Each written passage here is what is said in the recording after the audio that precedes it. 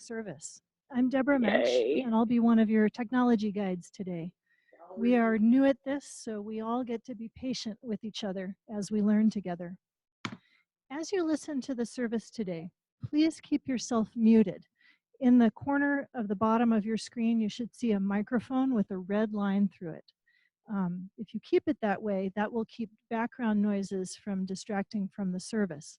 Unfortunately, if there's a dog barking in your yard, everyone but you will notice it. So please stay muted. This includes when we're singing. We hope you do sing at home, but please stay muted because if your microphone is turned on, we will be quite amusingly out of sync.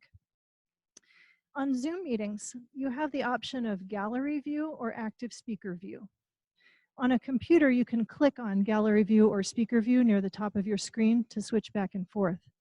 On a phone, you may be able to switch views by swiping back and forth or clicking on a small picture to make it larger. Active speaker view will give you the most detailed view of what's going on here in the sanctuary. And gallery view will let you see some of your fellow congregants. The choice is up to you. A few times during the service today, including during hymns, you'll see the video change to slides with lyrics and such. Don't worry, there's no problem with your device. You don't need to do anything. We'll bring the video view back when we don't need the slides anymore. If there's an inset, a small picture in a box on your screen, and you would like to see what's in it better, just click on the inset box to see that picture on a larger window.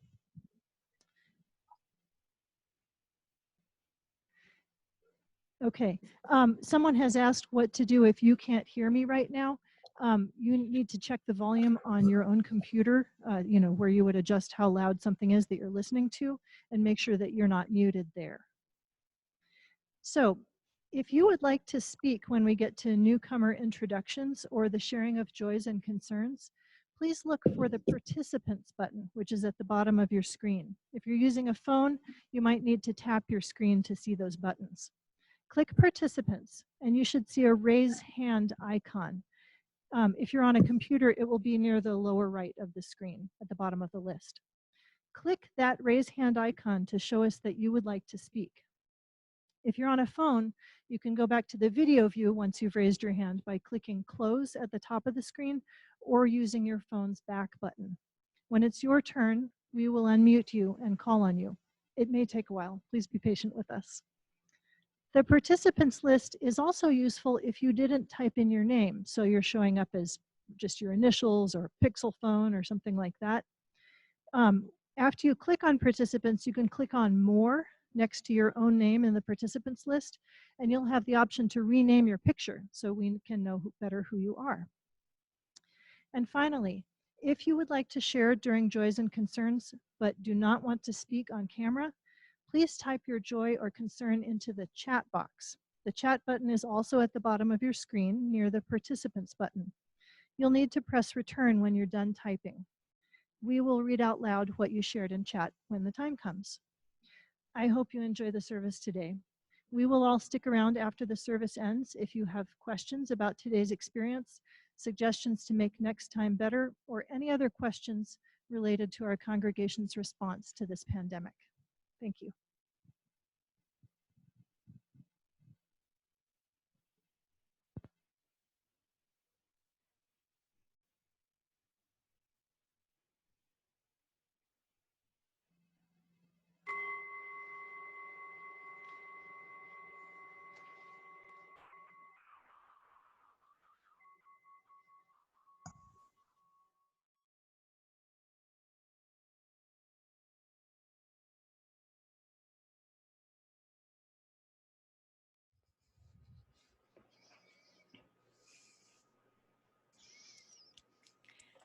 Good afternoon, everyone, and welcome again to the very first Zoom service of the Boulder Valley Unitarian Universalist Fellowship here in our new Zoom studio, otherwise known as the First United Methodist Church, our temporary host while we are out of our building. I will start today with gratitude for everyone who has been so incredibly helpful this week in getting us to this place together. Our tech team, Deborah Mensch, Karen Griglak, and Bill Beasley, and Keith Seawright, along with today, Jessica, who is serving in that capacity, as well as being the co-leader of the School of the Spirit first Zoom meeting today. Eric Williams, our service associate, and One Voice, of course, is also with us today. Carol Pranchi, our office manager, has been a tremendous support all week as well, so thank you, Carol. And there have been so many people involved in managing other aspects of fellowship life as we adjust to the shifting landscape around us. I want to invite each of you right now to please just take a moment to reflect upon one thing that you too are grateful for this week.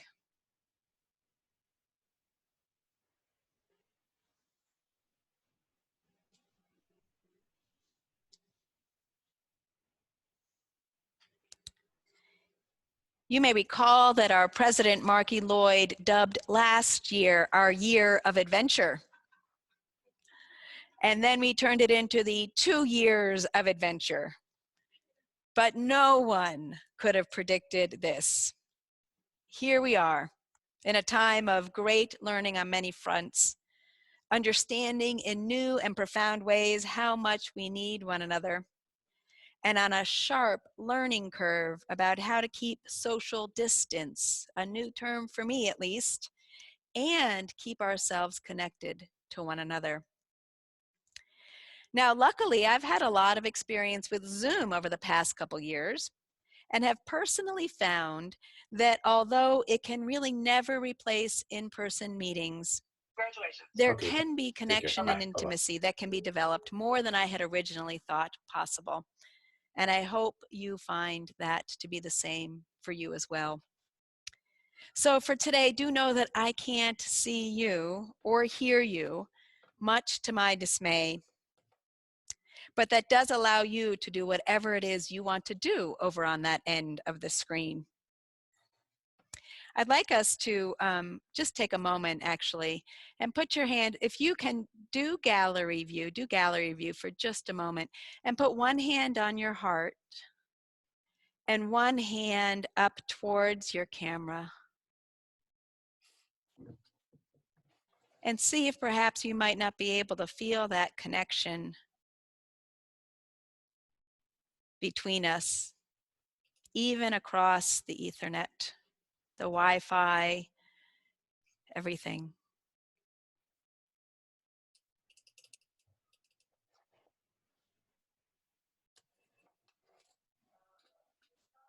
Yeah. Now, I have also experienced Zoom's many benefits.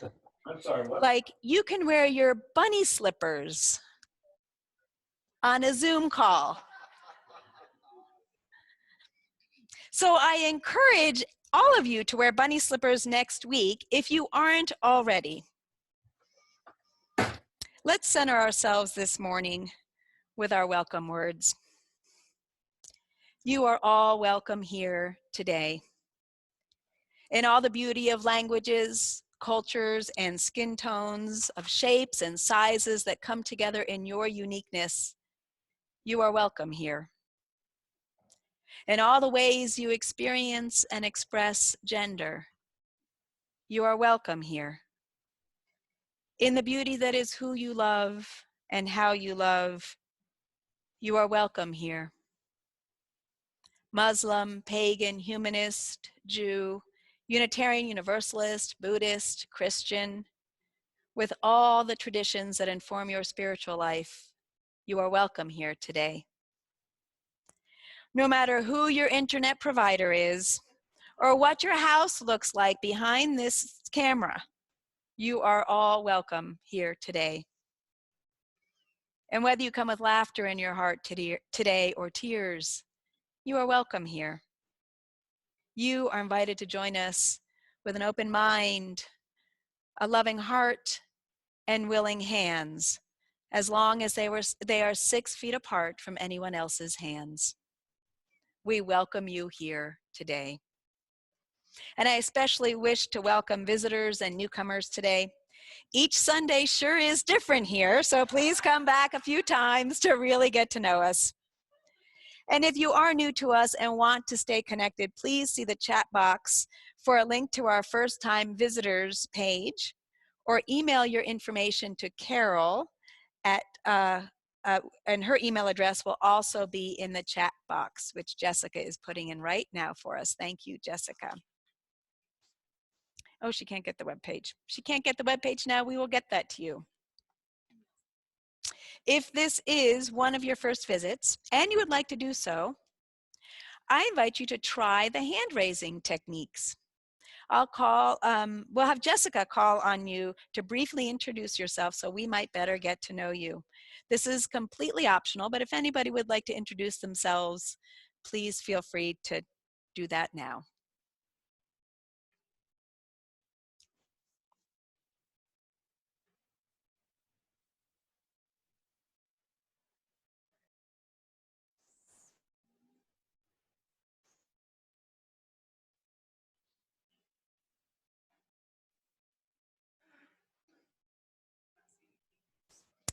Jessica doesn't see any hands raised, so we will assume that there isn't somebody right now who would like to introduce themselves.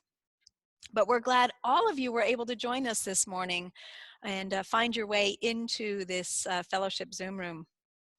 Of course, we have a few announcements this morning. As you might imagine, we've had to cancel a number of activities. Our Faith Forward Inquirers gatherings are suspended for now. Unfortunately, Tad Koryeth and Emily Jaworski had to cancel and will reschedule their recital. And the class I was going to teach called Facing Climate Grief, Going Forth Together is also canceled for now. Also, following today's service, I will stay on this Zoom call to answer any questions you may have. Deborah will be here for technology questions, and I will answer any other questions you might have on how we can be helpful to you during this time. Now, I know that it's been a distracting week. You don't have to remind me of that.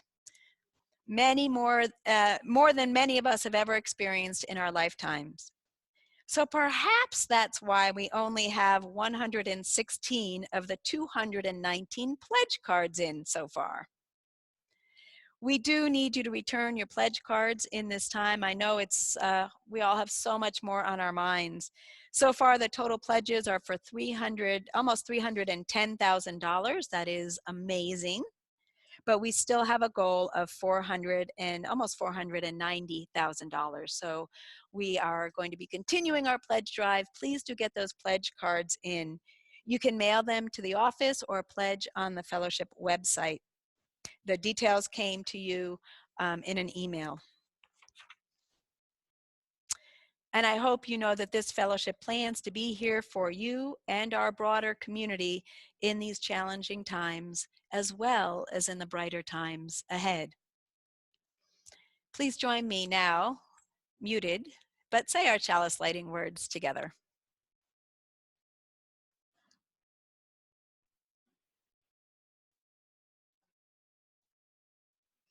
We light this chalice for the warmth of love, the light of truth, and the energy of action.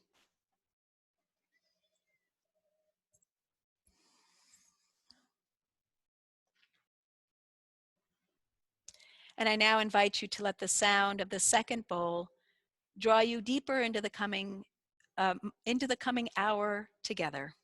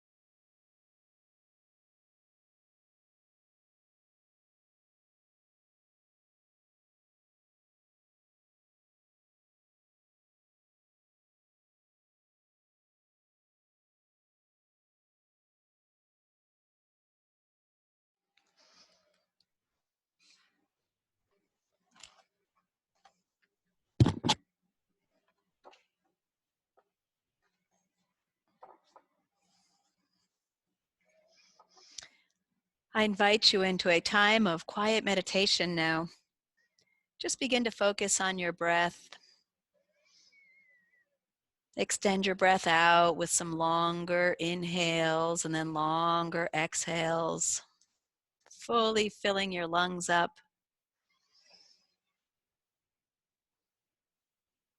And then fully releasing it.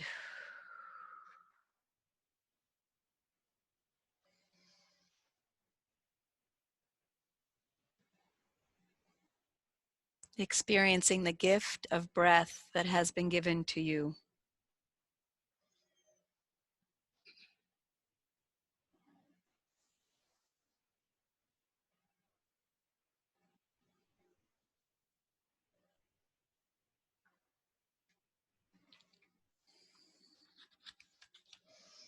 And from this place of quiet, we will do some sharing of joys and concerns. And Deborah's going to share with us how to do that.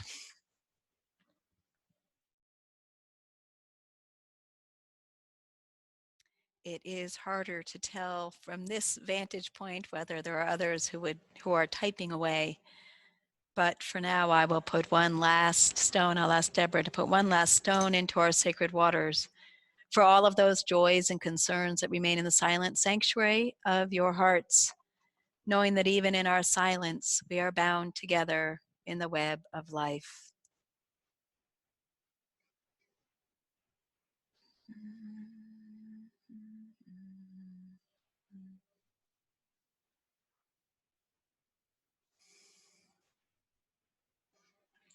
Beloveds, we are separated by distance, but not by love.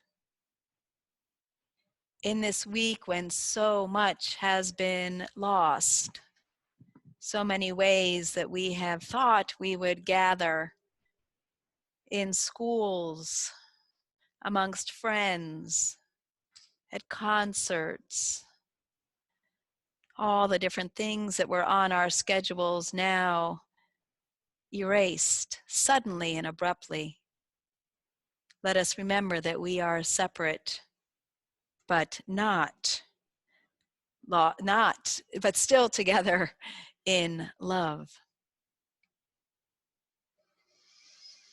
And from our own homes, from wherever it is that we are gathering in our small groups and in our families, let us support and nurture one another who are facing challenges, including those with grandchildren and who are hospitalized, and any children who find themselves in the hospital in these times away from their families and their beloveds.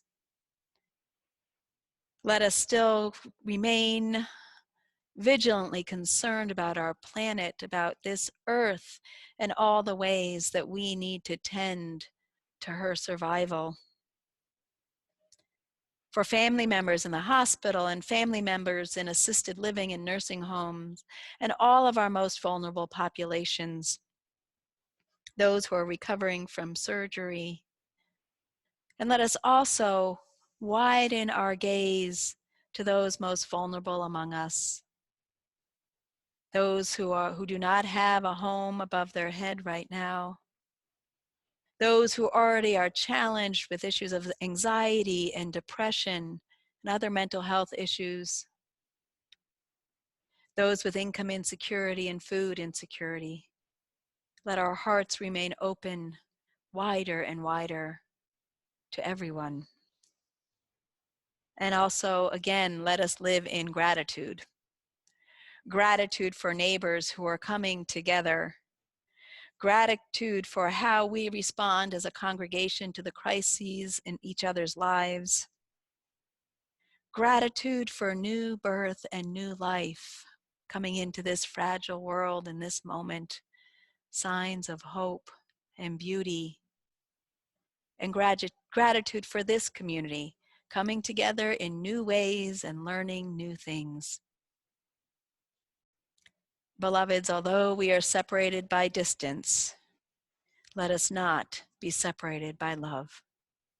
Blessed be, and amen.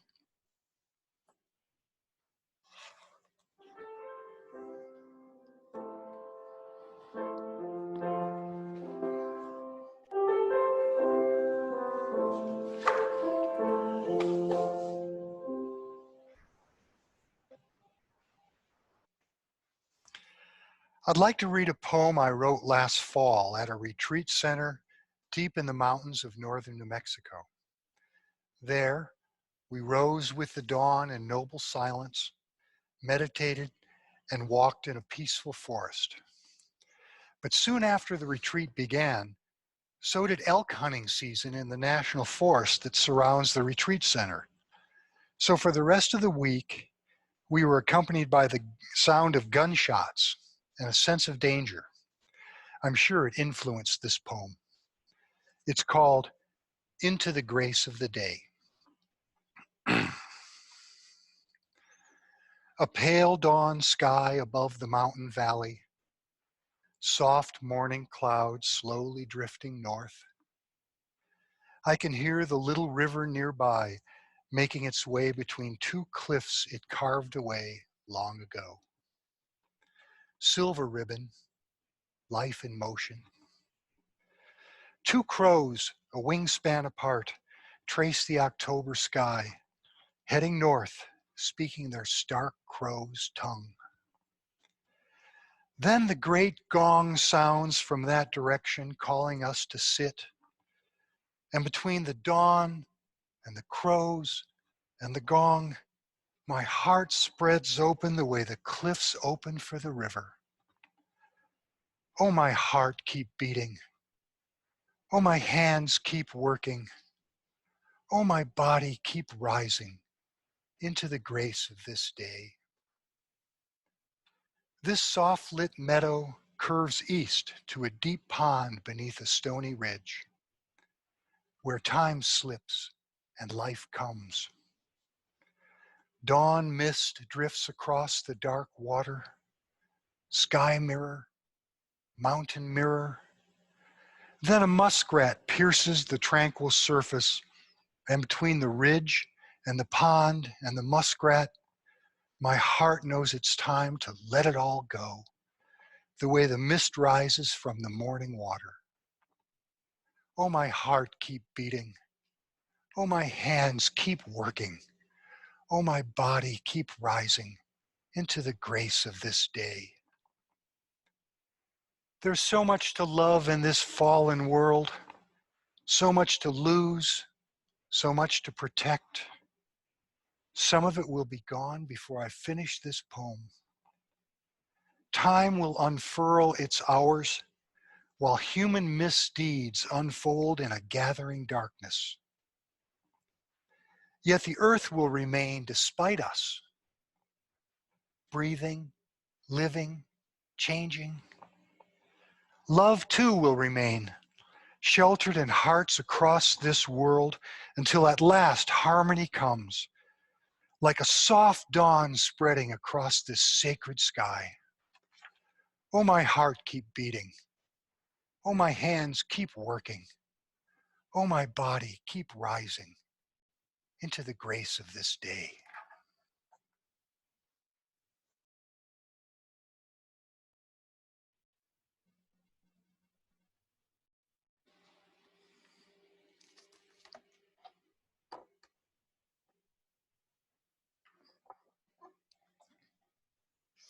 It will remain a spiritual practice of ours to donate 1/2 of our plate to organizations that help us bring our values into the world.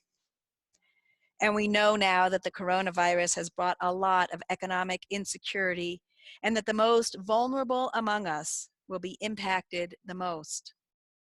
Longmont-based Community Food Share has started a COVID-19 Rapid Response Fund to meet the increasing needs brought on by the spread of the virus.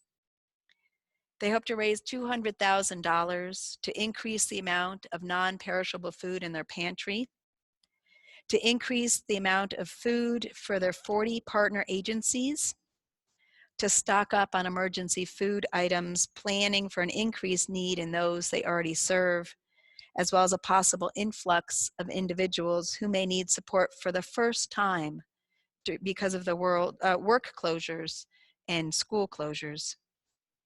And they also plan to move their on-site pantry to a drive-through model and to look at other food distribution models as well. So obviously we cannot pass the plate this week, So Karen will explain how we will be doing the offering.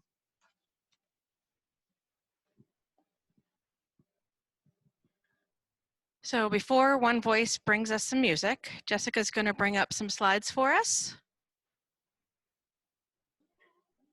This is all new and we're figuring it out as we go along, and next week is going to look even more different. So our two options right now while we can't meet together is either to donate by text, and you can go to the next one, or if you don't want to donate by text, it makes you uncomfortable. If you are feeling healthy and aren't showing any symptoms, because we don't want to send those into the office, feel free to mail in your donation to the BVUUF address, which is on the slide right now, or if we switch the slide too quickly, it's also on the website on the very front page. But for those of you who would like to donate by text and have never done it before, you type in the phone number onto your cell phone and the number is listed there. And once you've typed that in, you'll text the amount that you want to pledge, $10, $20, $3, whatever it is in your heart and your ability to give. And after you text the amount, a link is going to pop up on your cell phone and ask you to complete your pledge. And you'll follow that link and its directions. If you could go to the next page. I know it's small and it might be a little easier to see on your device, but it will give you a link and you'll click on that link and it will give you something that looks kind of like that and ask you to fill in your name and how you want to pay and confirm how much you want to give at the bottom. And once you have set this up, you should just be able to text the amount that you want to give in the future, and it should do it automatically. You shouldn't have to type in all of your information again unless you change cell phones or something like that. Hopefully that is enough information to sort of show you what it looks like and how to do it. And if you have problems, you can always mail it in and just put in the memo, you know, what week it was for. And we just hope that all of you stay safe and happy and healthy. Thank you.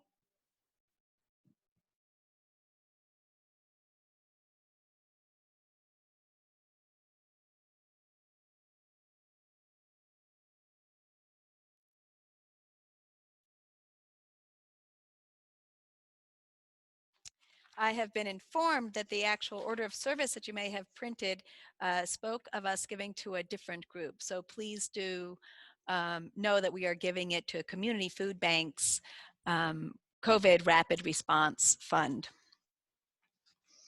And I remain in gratitude. I accept these offerings wherever they may be in gratitude for the generosity, the ongoing generosity of this congregation.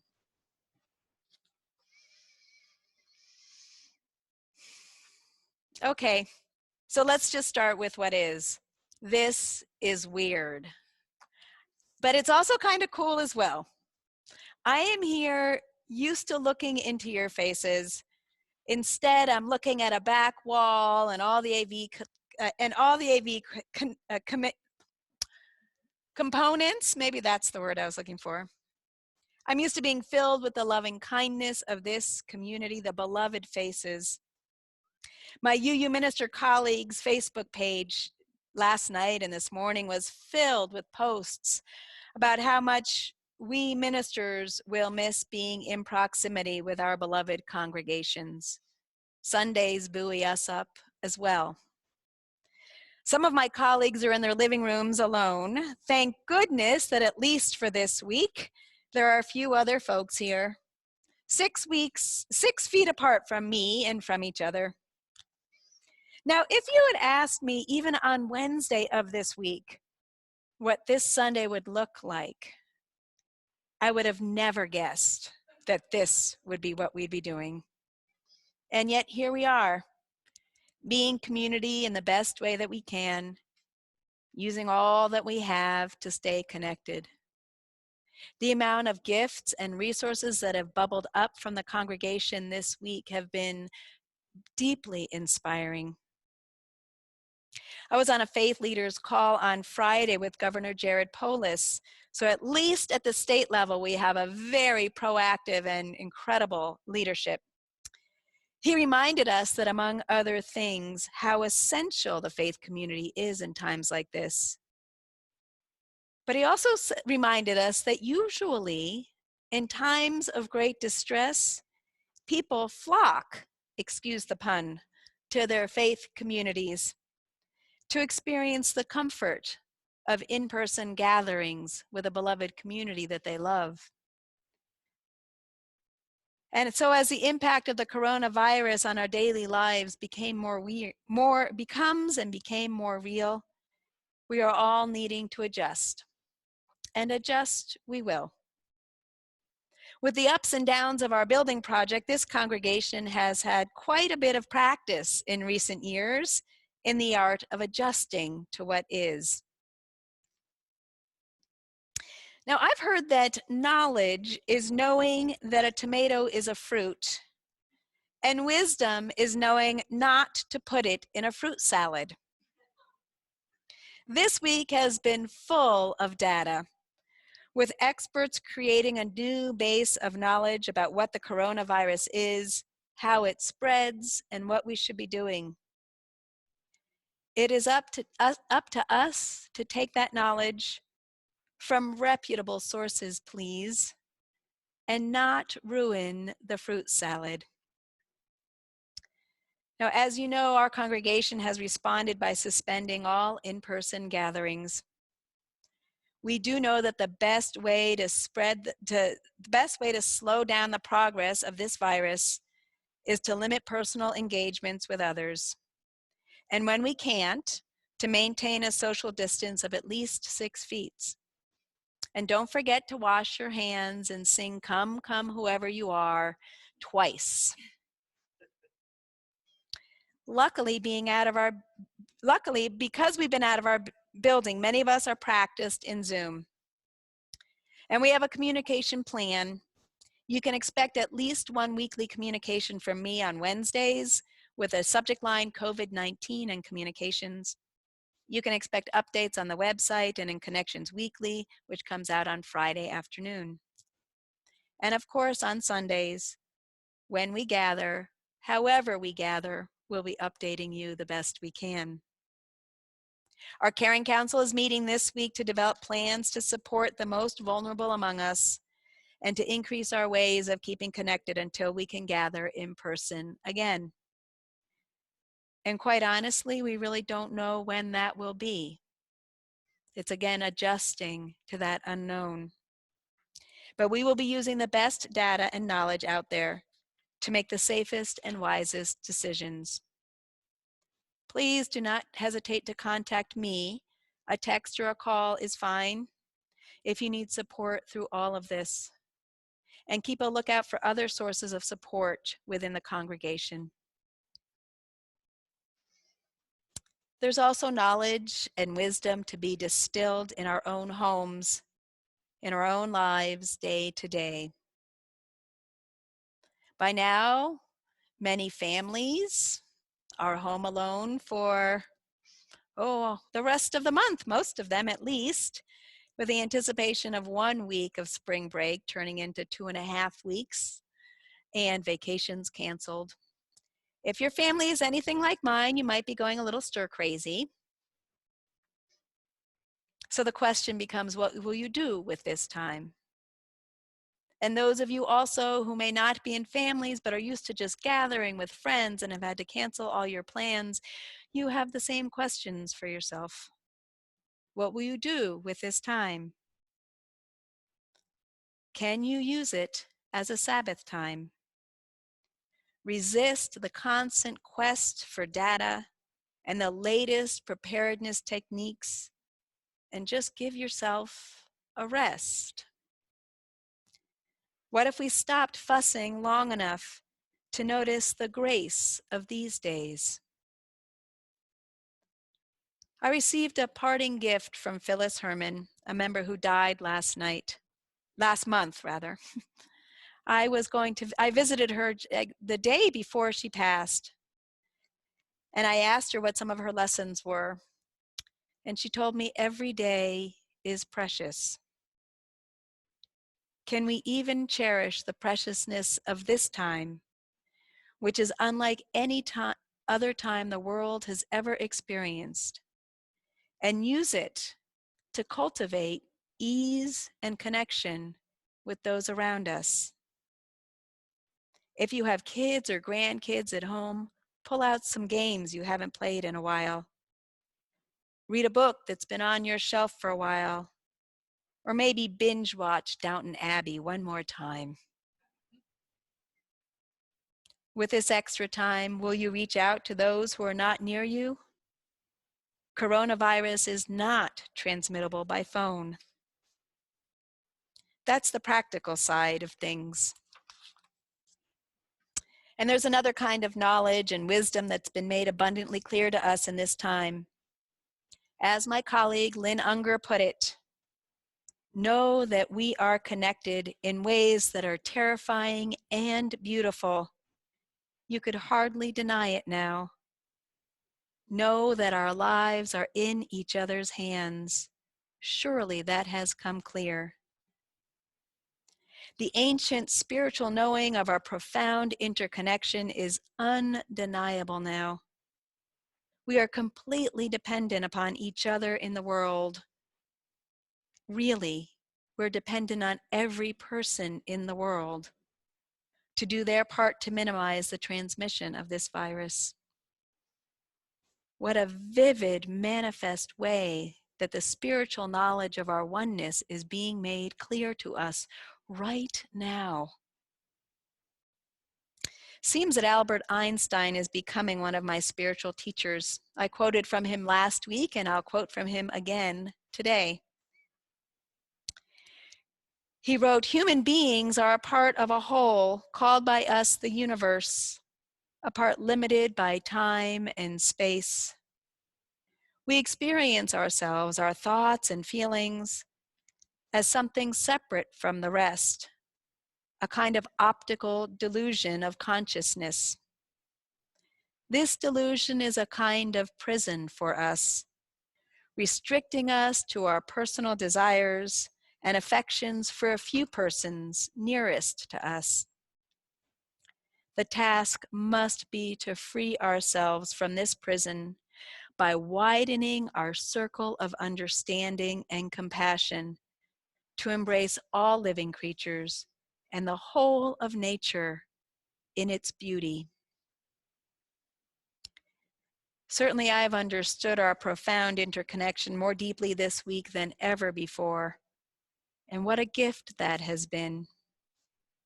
As my own freedom to move around has become more restricted with each day, I felt a deeper bond to my cousins who are in Italy and Germany and who have already been restricted for some time.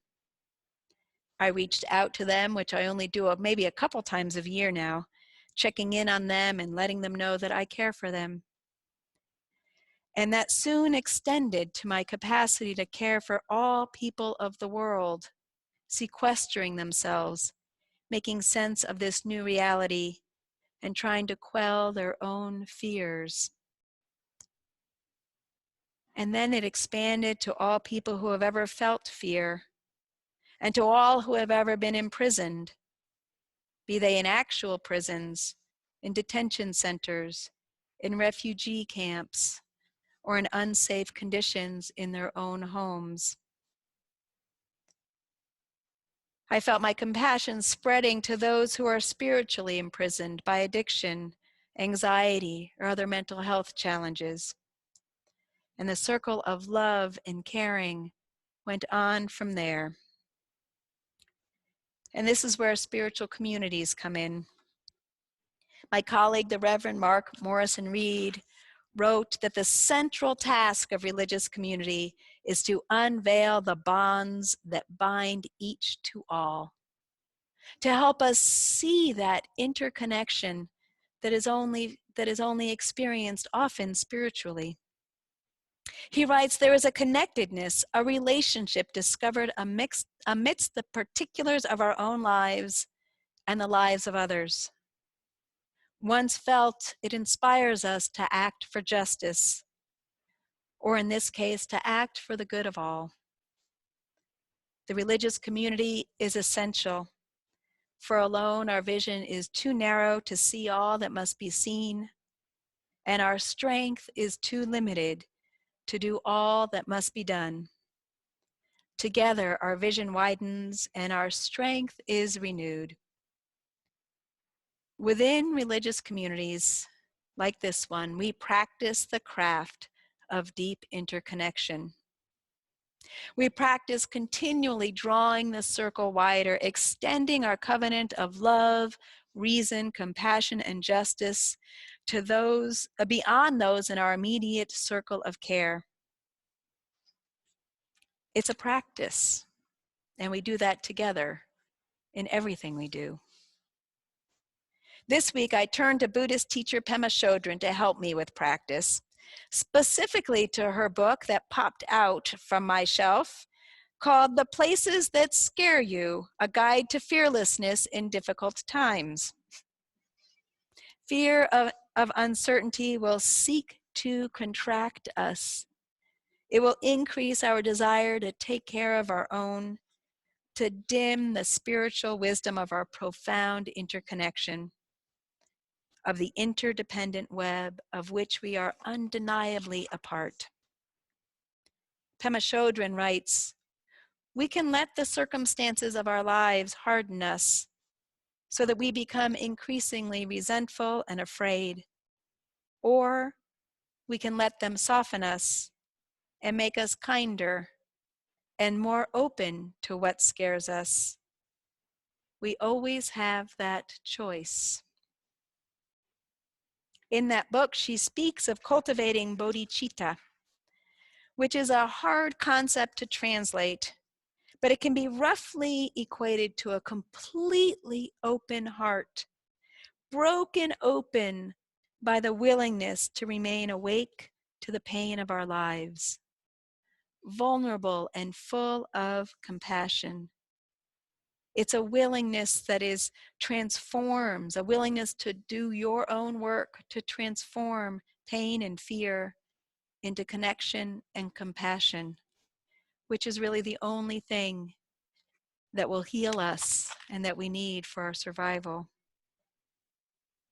Because we are hardwired to constrict from pain, which is counter to our highest self-interest, we can practice together cultivating bodhicitta.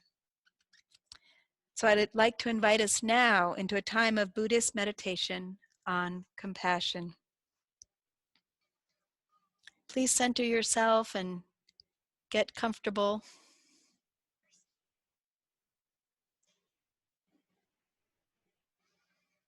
Begin to pay attention to your breath.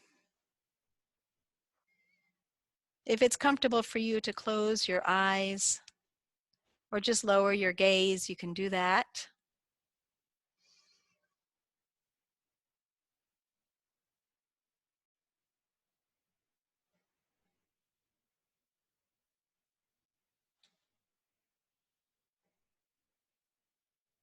Feel your breath once again going in and out of your own body.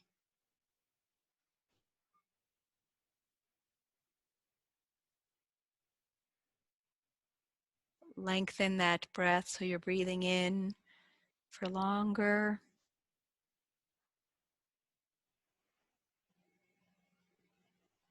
And then fully exhaling.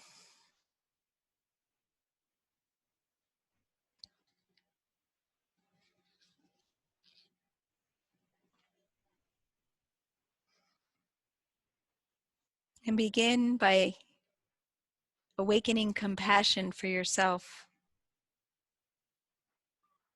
As you're breathing in and out, say to yourself, "May I be free from suffering.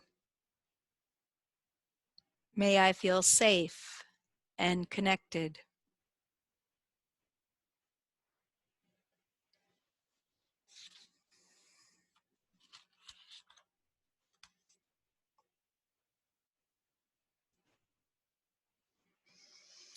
Awaken compassion for someone you love.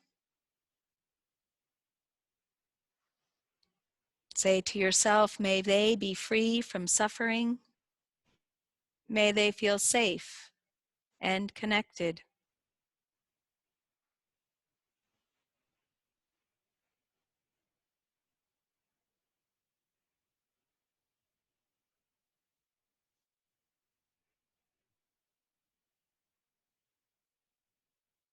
Bring to mind a friend or acquaintance and awaken your compassion for them.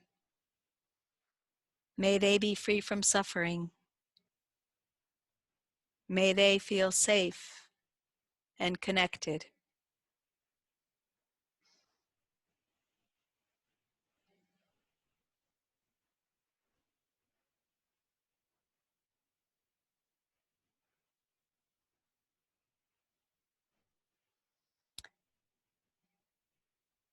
Now going further, see if you can awaken compassion for someone that you find difficult. Say to yourself, may they be free from suffering. May they be safe and connected.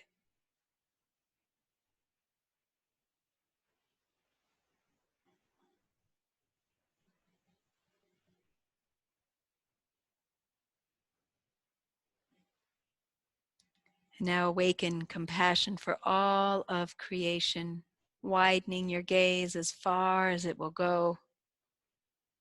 And say to yourself, may all be free from suffering. May all feel safe and connected.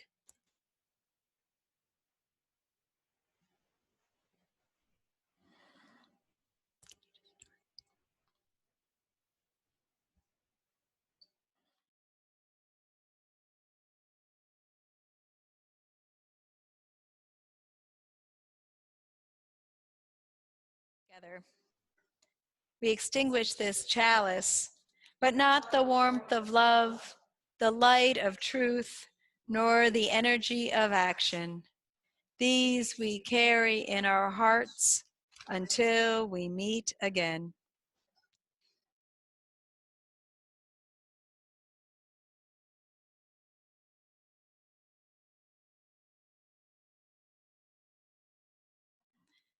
Beloveds, I can see you now.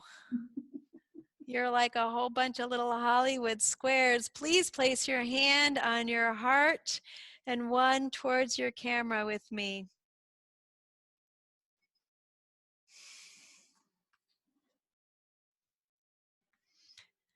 Beloveds, now more than ever, it is essential that we stay connected. Let us use all that we have in technology, in wisdom, and spiritual practice to lean into these days of uncertainty together. Reach out, keep reaching out, promise our love to the world. Blessed be, and thank you for being here today.